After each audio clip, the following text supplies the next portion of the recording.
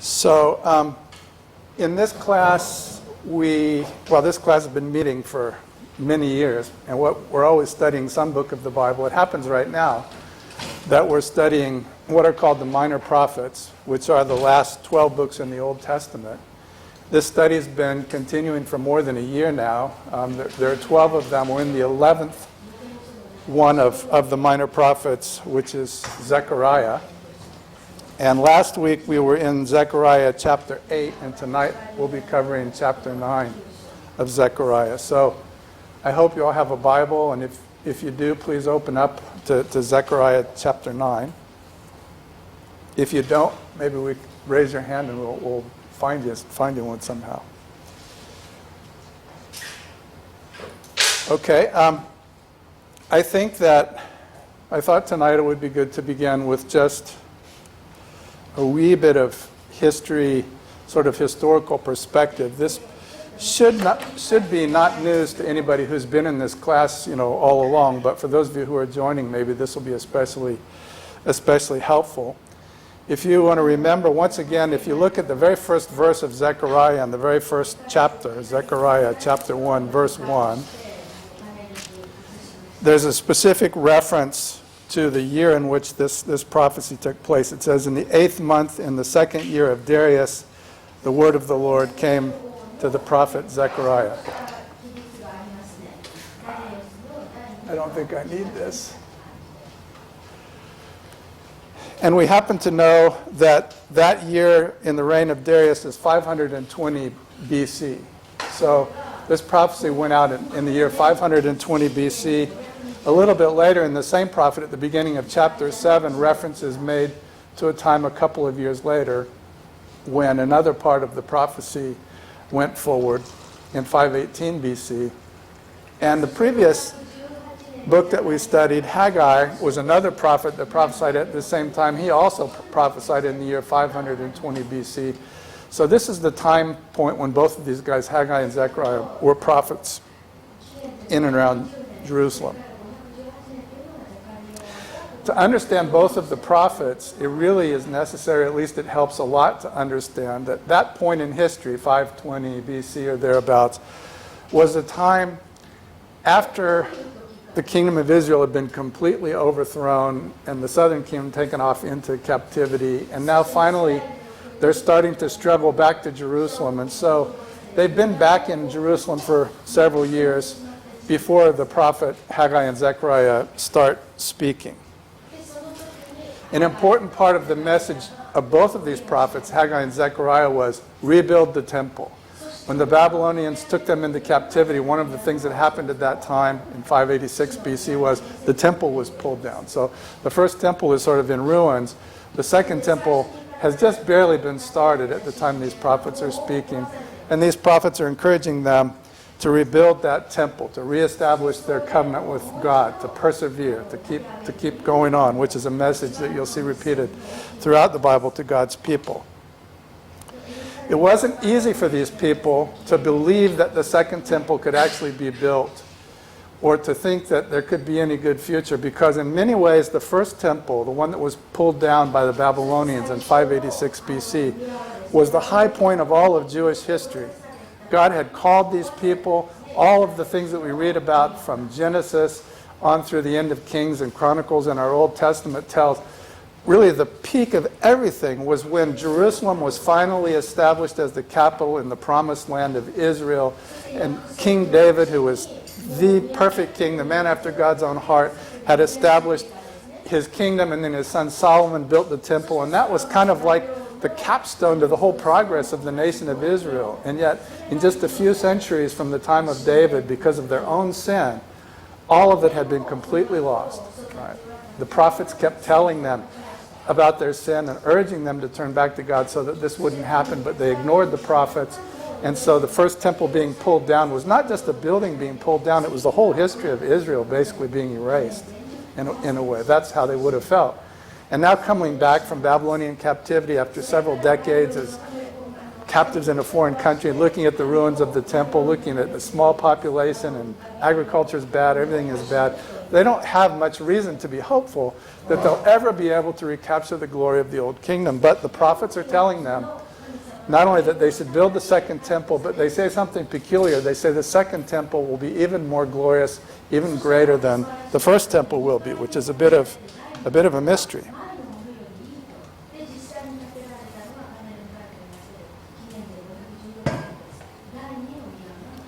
So, in the beginning of Zechariah, the first 6 verses of chapter 1, God begins by, through the prophet, reminding them of this horrible history that I've just summarized to you. They're asked to remember their forefathers, how their fathers had disobeyed God, how they disobeyed the prophets, how this is the reason for the problem that they have.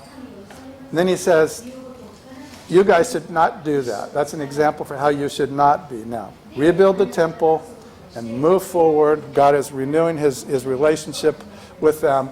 And Zechariah, the first 8 chapters, is basically a hopeful series of images that are given by God through the prophet to the people. And history tells us that the second temple actually was rebuilt. It was rebuilt, as I say on my slide, in 516 BC, not too long after. A bit of a miracle that they could actually pull that off. It probably wasn't nearly as grand as the first temple at first, but it was rebuilt. And that then should have sort of validated the whole of this prophecy, because the prophets told them that they should do it, and they could do it, and they would do it. And when they did do it, all the rest of this prophecy should also be interesting to these people. And this prophecy, as we've seen, looks way beyond the building of the second temple. Okay. This prophet looks all the way out to the heavenly Jerusalem, to a perfect kingdom where God is going to live among his people, and they won't have any enemies, and everything will be blessed and joyful, and all the nations will come in. These are the kind of visions the prophet gave them in the first 8 chapters. They have this big hope for the future that's supposed to push them forward.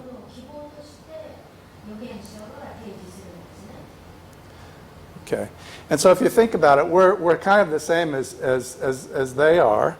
We still look back to our fathers and the mistakes that our fathers made. In fact, Zechariah and his children and his grandchildren are among our fathers, and we look back at the mistakes that they made, and we think to ourselves, we don't want to make the same mistakes they did. But we look forward to the same future heavenly vision that Zechariah did, to the heavenly Jerusalem, to the end of time when God will be reconciled with his people and everything will be made perfect. This we share with the prophet and the people of his generation. The one thing that's different between Zechariah's time and our time in looking at these biblical prophecies is there have been 2,500 years of history gone by between the time that Zechariah spoke and today in this Bible study. And in 2,500 years, there were a lot of things that happened that are now part of our history, but were part of their future. The most important one of those things by far that happened in those 2,500 years was Jesus came to earth. God came to earth as a man. And so the coming of Christ is the most important event probably in human history, certainly the most important event in human history. That's in the future to Zechariah, but to us, we can actually look back and read about that in the New Testament. We can read about Jesus and his coming and his words. So we understand some things that Zechariah doesn't understand. Okay. Before I get off of that and on into the chapter, I was afraid that what I just said might be too confusing for some people, so this is a kind of simpler way to say kind of the same thing. And the dates don't matter so much to the point that I'm trying to make. So if you look up here at this timeline, the prophet Zechariah says, because God says this through him, look back at the fathers, look back at your fathers, what they did, so that you don't do that anymore. Same lesson really comes through to us, all right? And then the prophet is directed to tell the people that they should look forward, that they should be reconciled with God, that they should go ahead and rebuild the second temple, that he is reestablishing his covenant with them, which God will always do when his children turn back to him. Okay? And then he gives them this far distant hope in the visions of the first 8 chapters, as we've been studying in here, that there will finally be a perfect kingdom come on earth where God lives among his people and that there won't be any problems. That's the far distant hope they have, which we also have. But the one thing that will come in between the rebuilding of the second temple and this perfect future that we all share is that the Messiah will come. And in this prophecy, although it's harder for them than it is for us because we know about Jesus, and he still hasn't been born yet to them. He won't be born for 5 centuries into the future.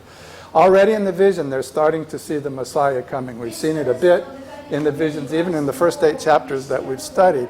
Reference to the Messiah, my servant, the branch, the one who will come to bring salvation and peace and all of that. We've seen hints of that. Okay. And so, these are things that we understand better than they do because we have the New Testament.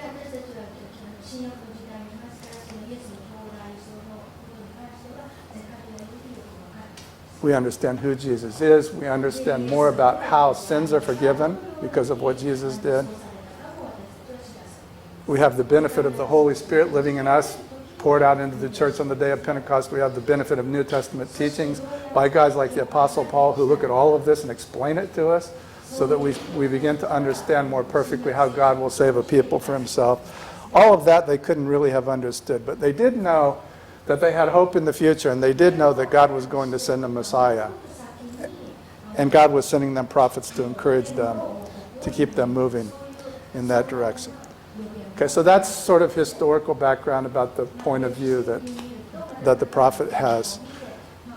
Does anybody have any questions or comments before we start reading then in chapter 9?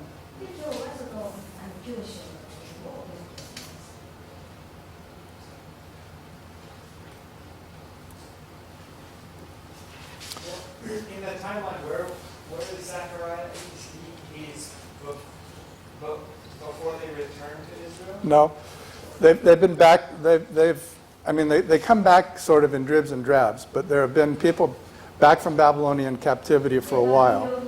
I forget exactly, 12 years, 14 years or something like that. And one of the complaints that the prophets probably have is that even though they've been back for a while, they haven't made good progress in rebuilding the temple. It seems that they've laid the foundation a bit, but they haven't really put the temple up. And so God sends the prophets to encourage them.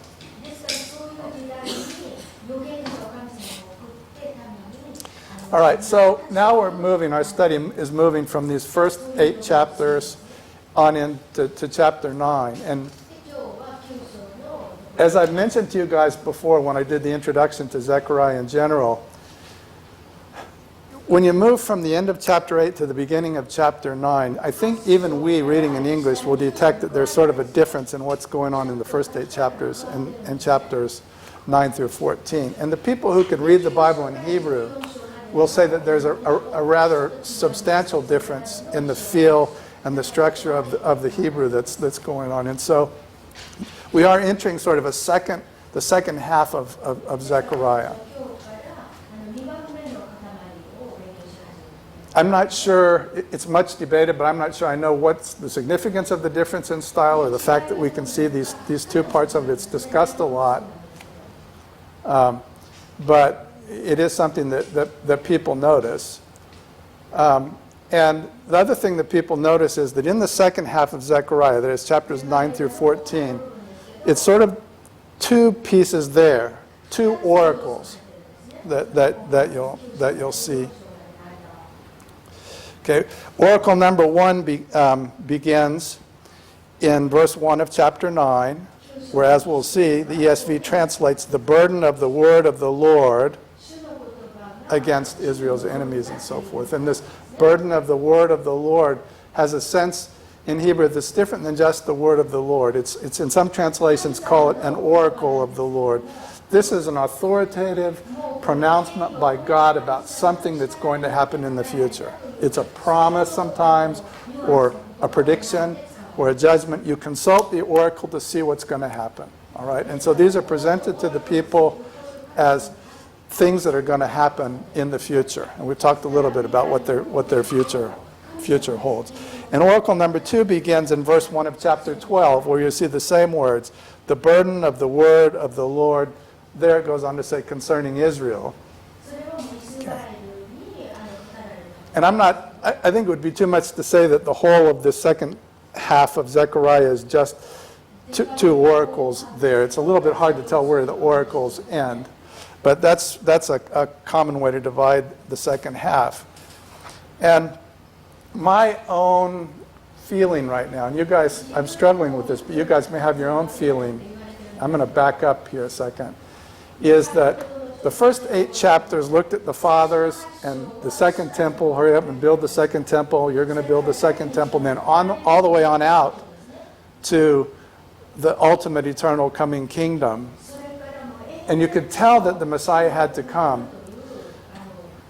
But chapters 9 through 14 in these 2 oracles we're getting ready to study seem to be rather busily about looking at the Messiah. So they're filled with references to the Messiah. And you'll notice in the New Testament, most of the quotations, a lot of the quotations you find in the New Testament about the Messiah, about how Jesus is the Messiah, are taken from these last chapters of Zechariah, because Zechariah clearly is feeling in the spirit of prophecy that's in him something about the Messiah who will come. He can't know him the way we know him because we know Jesus, but he knows he's coming, right? And he knows something about what he's going to be like and what he's expecting him to be because the Spirit of God is in him, predicting the coming of the Messiah. So I offer that tentatively to you as a way to think about what these 2 oracles are about, is they're sort of both very much about the Messiah who's coming. And I think they're both very much set against the background of the first 8 chapters, where we're always remembering that it began with the sins of the fathers, and it's going to be okay because it's going to proceed to a perfect future where all of this business finally gets cleaned up. But in between, the Messiah has to come, and in Zechariah's time, the Messiah hasn't come yet. That's the one big thing that the spirit of the prophet is straining to understand is how will the Messiah come? When will the Messiah come? What will that be like? Okay.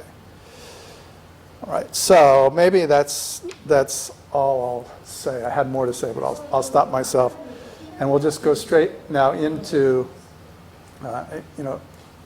into chapter 9, which begins the first of these 2 oracles in the second main half of Zechariah, which I'm telling you, I think are heavily involved in talking about trying to understand the Messiah when he will come. All right, so let me begin by reading the first 8 verses of chapter 9 of Zechariah. Please follow along with me. So Zechariah chapter 9, verses 1 through 8. The burden of the word of the Lord is against the land of Hadrach, and Damascus is its resting place. For the Lord has an eye on mankind and on all the tribes of Israel, and on Hanmath also, which borders on it, Tyre and Sidon, though they are very wise. Tyre has built herself a rampart, and heaped up silver like dust, and fine gold like the mud of the streets. Verse 4. But behold, the Lord will strip her of her possessions, and strike down her power on the sea, and she shall be devoured by fire. Verse 5. Ashkelon shall see it and be afraid. Gaza too, and shall writhe in anguish. Ekron also, because its hopes are confounded. The king shall perish from the gate. Ashkelon shall be uninhabited. A mixed people shall dwell in Ashdod, and I will cut off the pride of Philistia. I will take away its blood from its mouth, and its abominations from between its teeth. It too shall be a remnant for our God. It shall be like a clan in Judah, and Ekron shall be like the Jebusites. Verse 8. Then I will encamp at my house as a guard, so that none shall march to and fro. No oppressor shall again march over them, for now I see with my own eyes.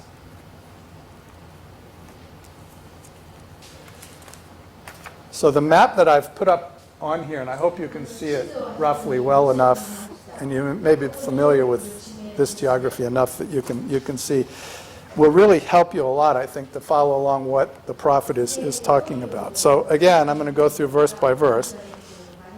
Chapter 9, verse 1 says, the burden of the word of the Lord is against the land of Hadrach. And again, the burden of the word of the Lord is a translation out of Hebrew with a weight that means more than just the word of the Lord, but it means it's an oracle. It's a pronouncement about the future.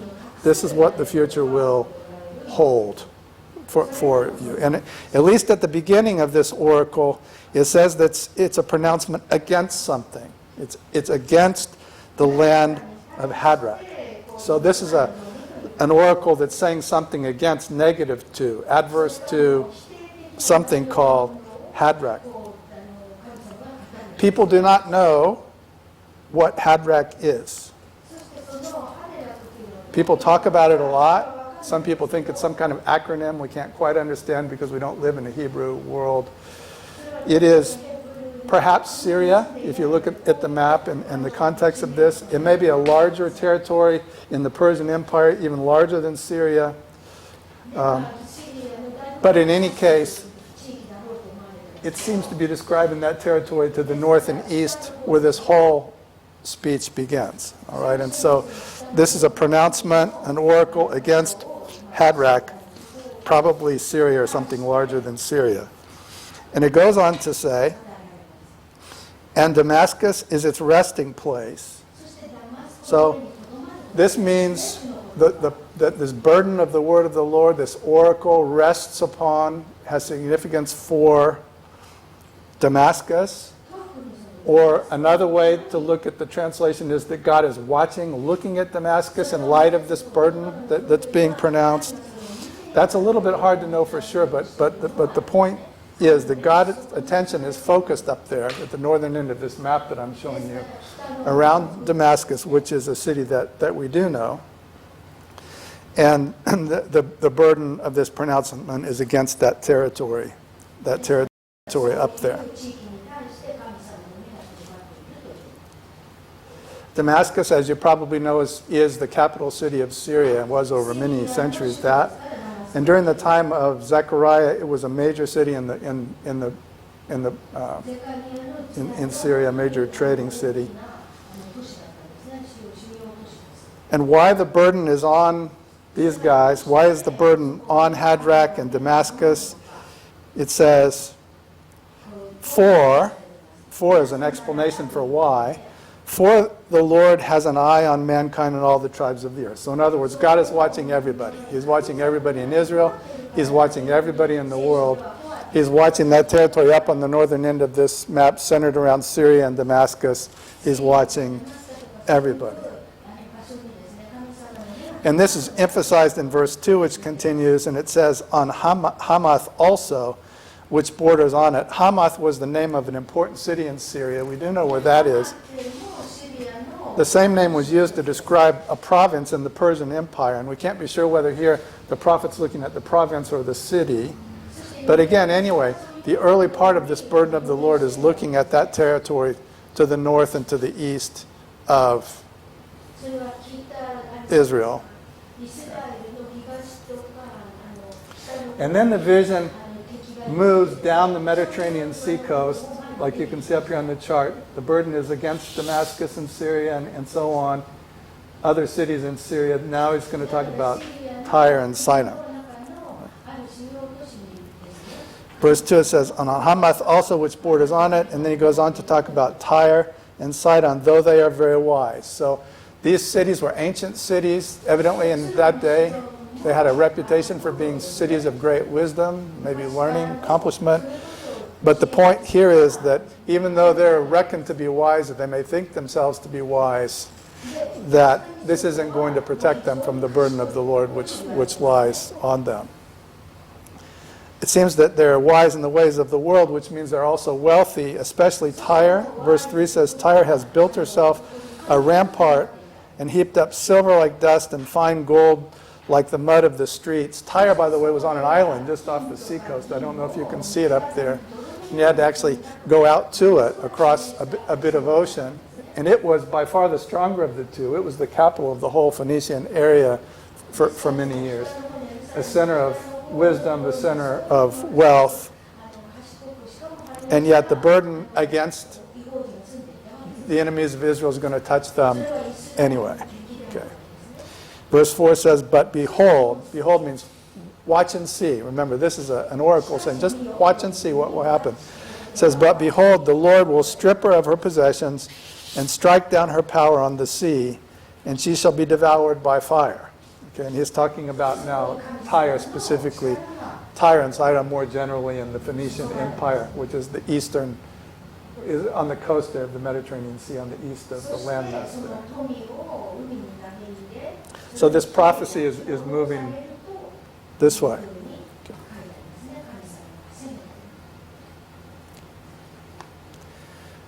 All right, now, one of the things that you have to realize now, if you're a student of history, as some people would be then or later, is that this path that's being traveled now from Damascus, Syria, Sidon, Tyre, and on down to Philistia and the cities that are about to be named, and then on back to Jerusalem, is precisely the path followed by Alexander the Great in the 4th century as he invaded and overcame all of those cities. And so many people simply read this as a prediction of what Alexander the Great will do sometime after the days of Zechariah.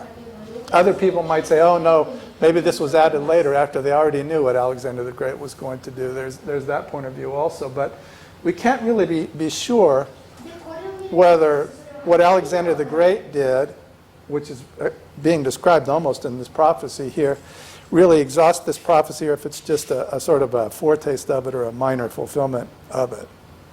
But anyway, like the prophecy, Alexander left, Tyre and Sidon and then came on down the Mediterranean coast. Verse 5 says, Ascalon shall see it and be afraid, Gaza too, and shall writhe in anguish, Ekron also, because its hopes are confounded. The king shall perish from Gaza, Ascalon shall be uninhabited. Having seen what happened up in Tyre and Sidon to the great city of Tyre, the great, wealthy, and wise city of Tyre, all of these cities further south down the sea coast in the land of the Philistines and Philistia are afraid. He names 4 of the 5 major cities that are known in the Bible in Philistia. For some reason they don't mention Gath. I don't know why, but these 4 cities are mentioned: Ascalon, Gaza, Ekron, and Ashdod, the 4 of the major cities in Philistia. They saw what happened up north, and now they're afraid. And it says that they're hopeless, that they're leaderless. The king is leaving Gaza. They'll be vacant. The people are leaving. They'll be invaded. The populations will be mixed. This whole prophecy is basically saying that the power that was Philistia, just as the power that was Tyre and Sidon, is going to be wiped out. This is the burden of the word of the Lord against these enemies of Israel close at hand.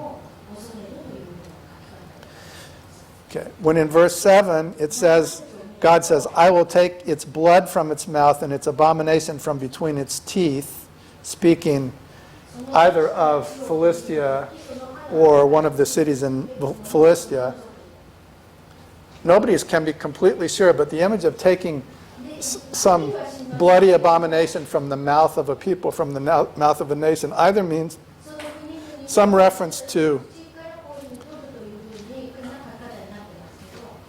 practices of idolatry and bad animal sacrifice or barbarous, abominable things that were done there that God is putting a stop to.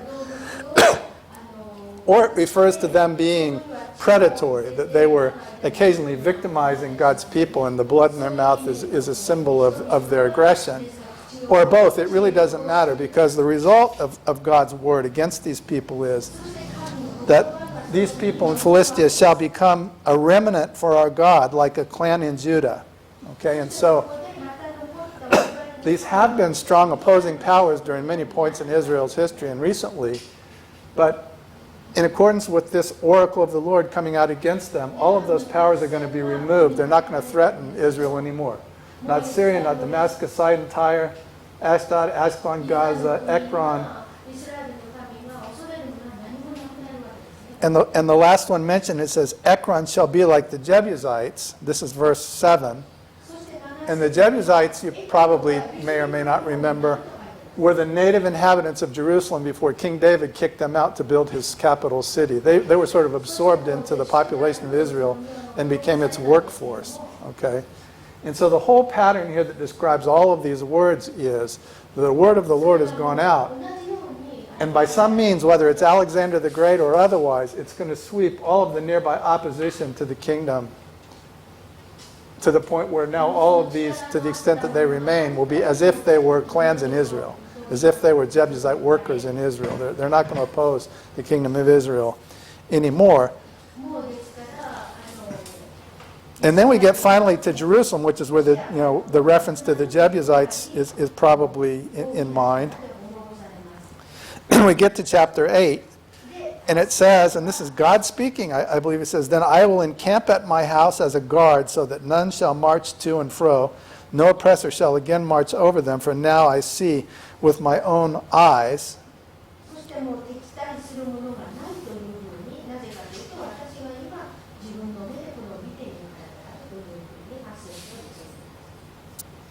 Right?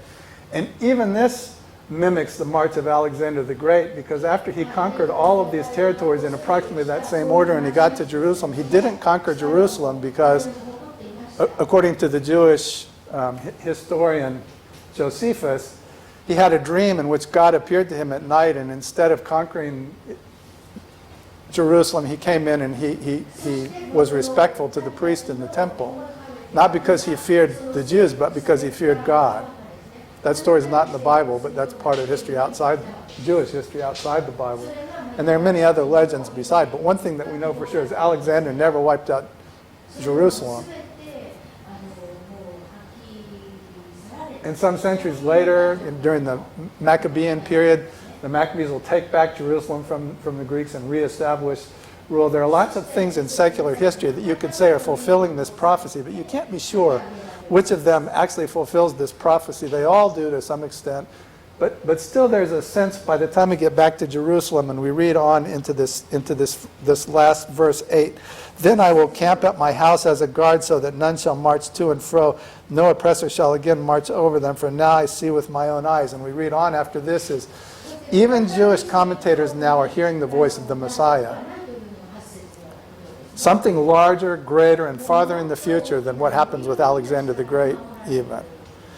And we've already seen this in the vision in the first 8 chapters. Remember, God says you don't need to measure the walls of Jerusalem, how long it is or how wide it is. It won't have any walls. I will be their walls, and I will live among them, God said. We're looking out to this far future heavenly Jerusalem. And I don't think we're far away from that same thought here in verse 8 of chapter 9, because here we have God talking about encamping among them and being close to them and watching them and protecting them. And that's a protection which they've enjoyed down through many centuries. Otherwise, they would have been long gone, right?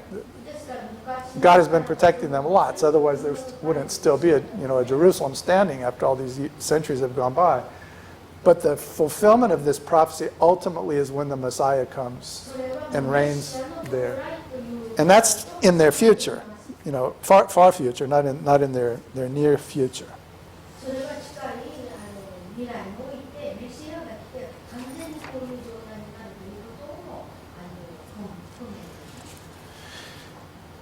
And there is no right way to read biblical prophecy sometimes. I think you've understood that by now. This is mysterious, and it's symbolic, and it's like looking through a telescope. Some bits are fulfilled sooner, some bits are fulfilled later. And if you look at all of the commentaries that are written about these prophets and you lay them out here on the table, you'll find there's a wide range of opinions and discussion about how best to read these prophecies. But some of the things shine through. And one of the things here is that God is saying authoritatively in an oracle, he's saying that I'm speaking against the enemies of Israel. They will be finally overcome so that Israel has no enemies. I myself will be their protector. I'm going to move in with them so that there will never be anything that can threaten them again. That's the destination of history.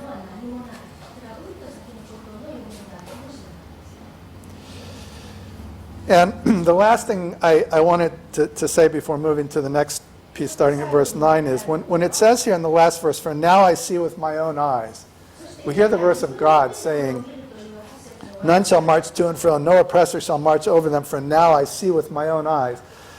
This just could be a figure of speech describing God as if he were a man, saying, now I'll be really close to them and I'll be really watchful, and so nothing bad can happen anymore. But in my way of reading it, I hear something more. I hear it saying, now I see with my own human eyes.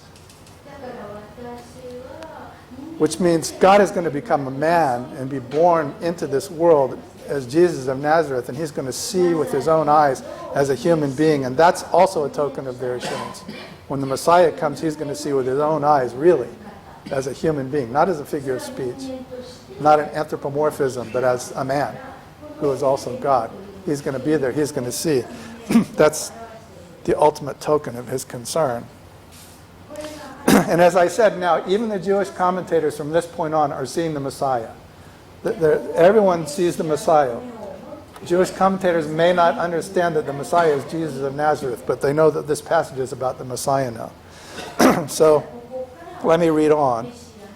Verse 9 through 13 goes this way. It says, "Rejoice greatly, O daughter of Zion. Shout aloud, O daughter of Jerusalem. Behold, your king is coming to you. Righteous and having salvation is he. Humble and mounted on a donkey, on a colt, the foal of a donkey. I will cut off the chariots from Ephraim, and the war horse from Jerusalem, and the battle bow shall be cut off, and he shall speak peace to the nations. His rule shall be from sea to sea, and from the river to the ends of the earth." Verse 11, "As for you also, because of the blood of my covenant with you, I will set your prisoners free from the waterless pit. Return to your stronghold, O prisoners of hope. Today I declare that I will restore to you double. For I have bent Judah as my bow. I have made Ephraim its arrow. I will stir up your sons, O Zion, against your sons, O Greece, and wield you like a warrior's sword." Okay. That's Zechariah chapter 9, verses 9 through 13, all of which seem to have to do with the coming of the Messiah.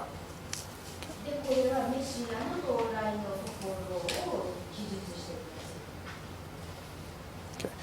So let's go back. It says, they're supposed to rejoice greatly. O daughter of Zion, O daughter of Jerusalem. There's no difference between the daughters of Zion and the daughters of Jerusalem.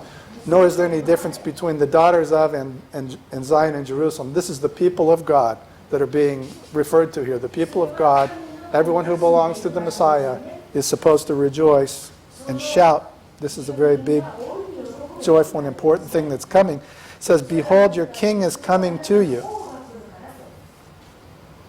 Okay.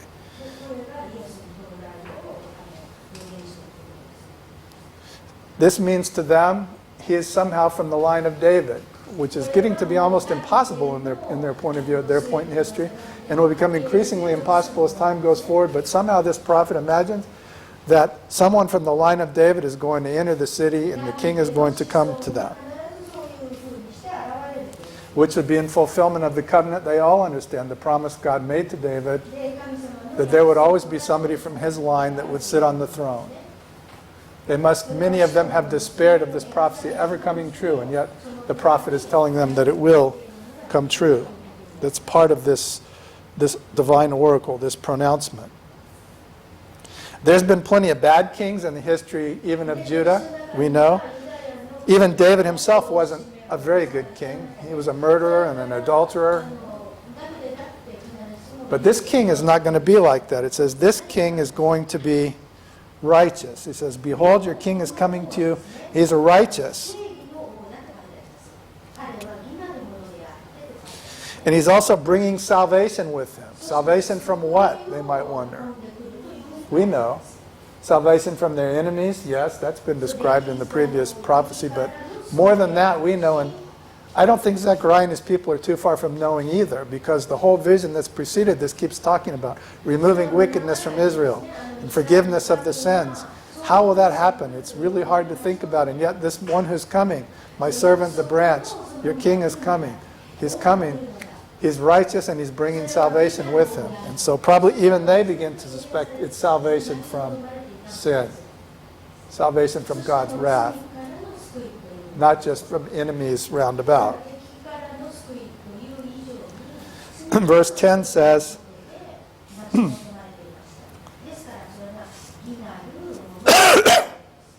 sorry, I should back up because I skipped an important point. I have a picture up here. This is a fairly famous painting of Jesus' triumphal entry into Jerusalem. And you can see that he's riding on a young donkey. And people talk a lot about the symbolism or the significance or importance of the fact that he rode in on a young donkey. And mostly people conclude that it signifies peace. Horses are used for war. Horses are used for chariots and fighting on horseback and shooting bows and arrows and using spears and swords. The horse is like the main tool of warfare in those days. Donkeys are useless for war. So somebody who's riding a donkey isn't coming in a military posture. It could be a sign also of humility. It could say that a big horse is an exalted kind of a mount, whereas a donkey could be a humble one. There's also some thought, going back to the time of David, that there was a custom of kings riding on donkeys, actually, and so it might be a sign of royalty as well, of peace and humility. But clearly, it's meant to be important. It's important in the eyes of the prophet. In both Matthew and John, remember in their Gospels later on, the time when Jesus came into Jerusalem riding on a donkey, and they point back to this prophecy and they regard this as one of the signs that he is the Messiah who was to come.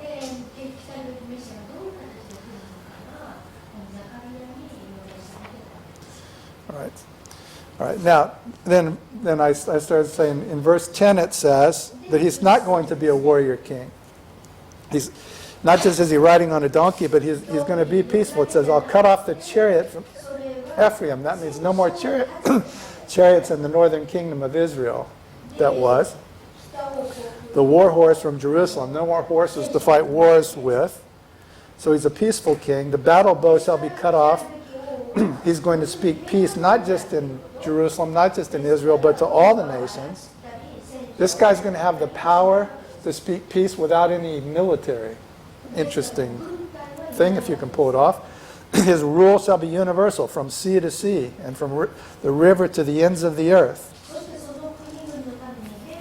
So the Messiah, clearly this is the Messiah now coming. This is no king like anyone's ever seen before.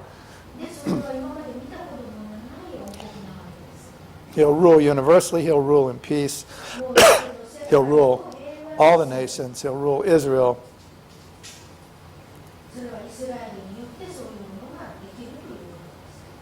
All right.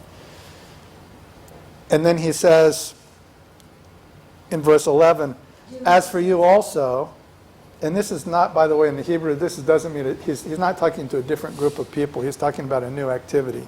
Also means in addition. As for you, in addition, because of the blood of my covenant with you, I will set your prisoners free from the waterless pit. So he's coming to bring peace and dominion, but he's also coming to set prisoners free from the bottomless pit because he has a blood covenant with them. God has made many promises to the people of Israel and their forebears. He made promises to Noah. He made promises to Abraham, Isaac, Jacob, Moses, David, and many others in history. Basically renewals of the same promise that God would be their God. They would be his people. He would bless them, give them land, possessions, descendants, and all of that. And that through them the whole world would be blessed. All these are promises God made to these people. Many of those could be described accurately as blood covenants. Covenants that involve swearing using blood. Personally, my mind, what comes to my mind is Christ himself. This is the new covenant in my blood, on Calvary. That must be the one covenant that sort of swallows up all of the others. The one covenant that all of the others were looking forward to. That God has made this kind of a covenant with his people to send his own son to shed his blood to atone for the sins of the world. Because of these blood covenants, or this blood covenant, he says, I'm going to set your prisoners free from the waterless pit. It's verse 11. So you may wonder, well, I wonder, people wonder, what does that mean? What does it mean to be set free from the waterless pit? In a very literal sense, it could be describing like when the brothers put Joseph into the cistern, after they got angry at him because of his coat of many colors, they put him down into a waterless pit. Same words there. It could be just like, people go down into a place you can never get out of by yourself, and by the way, you're going to die down there unless somebody takes you out of there. So it could be referring to all of the troubles and the enemies and the other things that God has protected them from over the years, and we just don't know which one is in mind. But when you hear God saying to his people, because of my blood covenant sworn with you, I'm going to rescue you. I'm going to set your prisoners free from the waterless pit. He goes on to say, return to your stronghold, O prisoners of hope. Today I declare I will restore you double. What do you think he's talking about? What waterless pit are they in?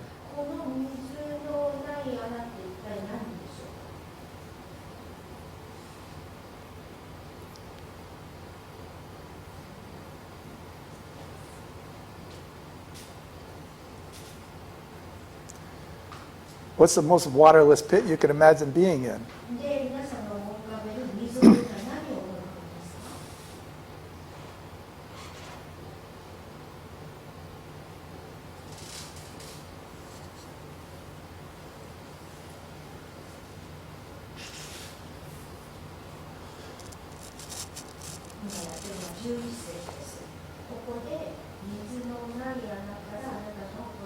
Is it that captivity and hell holds over all people? Something like that. I mean, everybody goes into a waterless pit called death. Every human being that's ever been born goes down into death. How do you get out from there? This is the main problem human beings have that Jesus Christ solves is, how do you escape death? The wages of sin are death. We all go down to death if it's not for Jesus to take us out from there. It could be even worse than that. It could be hell. The Jews didn't have the same concept probably at that time of hell as we do, but they had the concept of Hades, the place where souls go and just do something. It's kind of a dark place they didn't know much about, but they figured when people died, the spirits would all congregate with their forefathers in Hades. I think, and I'm not the only one who thinks so, that what's in view here is the prophet is saying that when the Messiah comes, because of the blood covenant that he has with these people, he's going to rescue them from there. Yep. The Apostle Peter says similar things in 1 Peter, that the time will come when all of God's people who are in that waterless pit will be rescued. Okay. Return to your stronghold, prisoners of hope. What does it mean, prisoners of hope? They're prisoners, they're trapped someplace, but these are prisoners that at least have some hope. These are the people that hope in God despite the fact that they're prisoners and they don't know whether there's any way out. Their hope is in God. They may not know how it's going to work, but the Messiah is coming, and he is saying, as for you also, because of the blood of my covenant with you, I will set your prisoners free from the waterless pit. So, I don't insist on it, but I think it's likely that it's talking about the salvation of their immortal souls.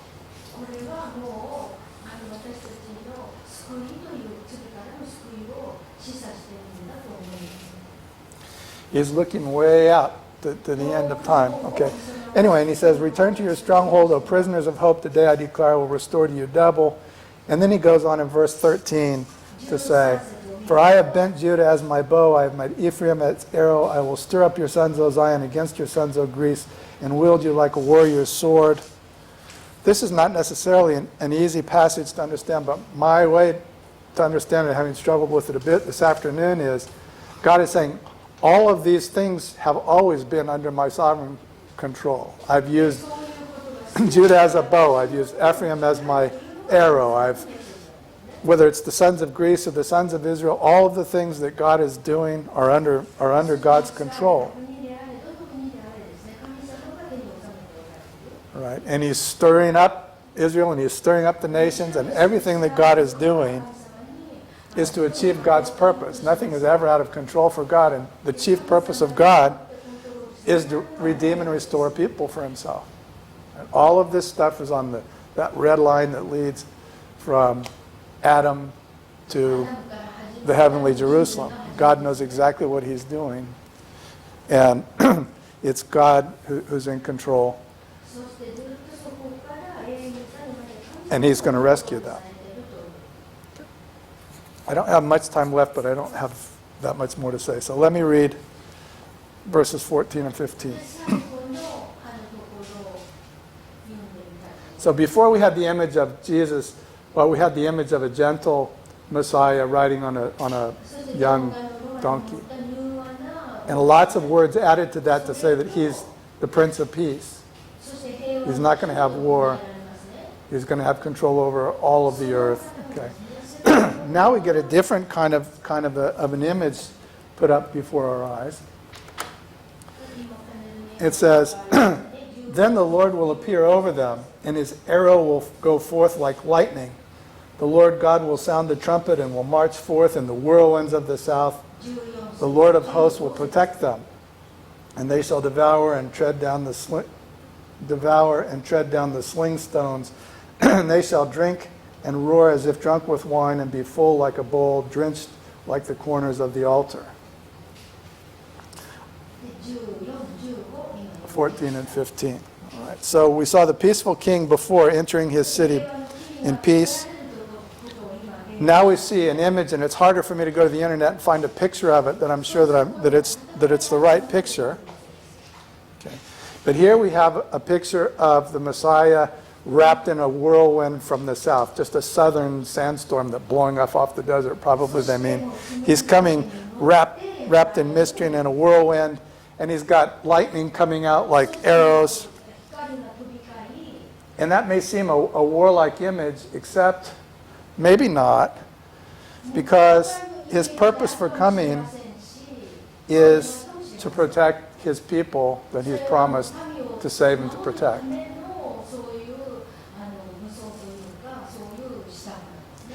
It's hard to know, and I think nobody quite understands how this business about they shall devour and they shall drink is connected with this image. Maybe it's because they were trapped in the waterless pit and they're coming out now and they're eating and drinking. Maybe the drenching is a sign of some atoning sacrifice like the corners of the altar. I think people really don't quite know how to interpret that. It says, "They shall devour and tread down with sling stones, and they shall drink and roar as if drunk with wine, and be full like a bowl," and so on. That image is hard to penetrate to. What is clear, though, is that the day will come, and this is kind of consistent through the whole Bible, at the end of time, where in order to protect his people and usher in the perfect kingdom, the Messiah will come in power, and the reason to come will be to save his people. Verse 16, the first part says, "On that day," this is the day when he comes in the whirlwind, "on that day the Lord their God will save them as the flock of his people." I think these are the ones that were down in the pit without any water, and the ones who are still alive when he comes. All the people that belong to God. He's coming to save them, and his reason to come is to save his flock. And what he's ultimately saving them from, some of them will be saved from their enemies round about and have been in history, but what he's ultimately saving his people from is death and sin and Satan. Hell. He's saving us, them, at the price of his own suffering and humiliation, which he already paid from our perspective on the cross at Calvary. He's coming to save his sheep. That's why he's coming. So I don't know that it's actually that discordant. He comes as a peaceful king. The second image has some elements of sort of martial, the lightning like a sword and wrapped in a whirlwind, but still his mission when he comes is to protect and to redeem and to save his sheep who he's promised to save. And then he goes on to say that he will save them as the flock of his people, for he, like the jewels of a crown, they shall shine on his land. All of these ones whom the Messiah, when he comes, will save, will be like so many jewels shining on the land, adorning the beauty of Christ. The beauty of Christ will be all of the souls whom he's saved. And I didn't find any picture that I liked, at least better than this one, to put up when I was saying these things. But I think when he comes and when he saves his sheep, we'll be surprised about several things. We'll be surprised how many people he has saved. We'll be surprised by who some of the people are who he saved, and possibly some not. We'll be surprised how beautiful and white and clean and perfect they are, because part of the salvation that we have in Christ is not just to be saved from Satan, sin, and death, but to be perfected and made perfect like Jesus. We'll be, in some sense, like he is. And so there will be many people perfected by Christ in the end. And all of the beauty of all of those redeemed souls will be the beauty of Christ, whose they are. He's the head of them. They are his church. Right? And so that's the sentiment here. On that day, when he comes, first of all, in a whirlwind from the south to protect his sheep, he saves this flock of people, and they'll be like the jewels of a crown shining on the land, which is just how we know how great is his goodness and how great is his beauty. And then a final thought. This last bit of verse 17 says, grain shall make the young men flourish, and new wine the young women. It may seem strange to us, it does to me sometimes, that this eternal heavenly Jerusalem we talk about, that all the prophets are looking out there, the Apostle John is looking out there in Revelation, this heavenly Jerusalem, it's all so mysterious, and it's hard to imagine what it would be like. But actually, I think I'm right in saying it's an earthly something. It's a bodily something. It's an earthly something. It is the resurrection of the dead. The dead shall rise. That heavenly, perfect, future Jerusalem will be not earthly bodies, we know. Paul teaches in Corinthians, but bodies nonetheless, heavenly bodies. It will be an earth-like future where people have been perfected and made clean and saved. And so before we had images, remember, of back in chapter 8, verses 4 and 5, the prophet was encouraging the people to go ahead and build the temple, because pretty soon you'll see old men and women out and about on their canes, and you'll see children playing in the streets. And we said those are signs that there will be some sort of restoration near at hand, maybe even in Jerusalem. And there were many years or centuries where Jerusalem finally did come back and was a habitable place. But in this new vision, we don't have any old people leaning on their canes, but we have people. He says that the very last thought is, grain shall make the young men flourish, new wine the young women. This perfection that's coming is a perfection that has people in it. It has young men and young women, and it has, who knows what grain and new wine looks like in the eternal kingdom, but it has things that we'll recognize probably from the type of life that we live on earth. And I think it's really important theologically for us to understand that our faith is in the resurrection of the dead. It's not in some future where we all blow around like smoke in heaven, or float around, on clouds like you see in Hollywood movies. The Bible isn't looking for that at all. The Bible is looking for the resurrection of the dead into a new heaven and a new earth that probably looks more like that than it does some Hollywood movie. Who knows? Anyway, we will be bodies resurrected from the dead when Christ returns.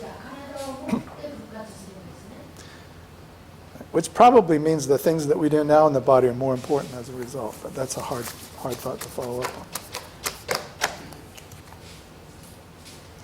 Okay. Anyway, that's the best I could do today with Zechariah chapter 9. Not a totally easy chapter, but again, I think the prophet is struggling to see the Messiah who's coming against the backdrop of the sweep of history that he's seen in the first 8 chapters.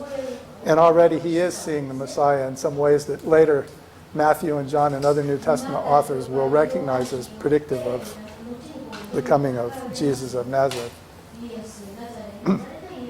as Messiah.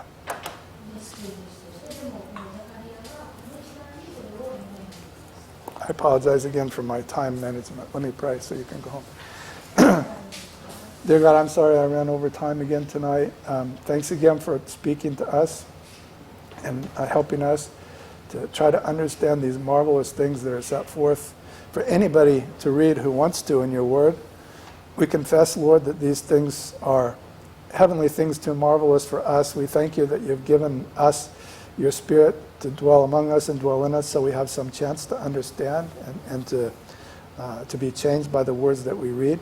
As always, I ask you, please, if there's something that's been taught incorrectly or that's been misunderstood incorrectly by any of us, that you'd help us to forget it quickly. But the things that are speaking to us correctly from your word and teaching us things that we need to understand, please help those things to grow in us and to manifest not just in our understanding, but also in our behavior and how we love one another and how we love you. Please help everybody to get home safely tonight, and also we ask your blessing on the kids' vacation Bible school tomorrow. That will be here. Please keep all the kids safe, and please also bless the many people who are taking time out of their life in order to minister to the children in that way. We ask all these things in Jesus' name. Amen.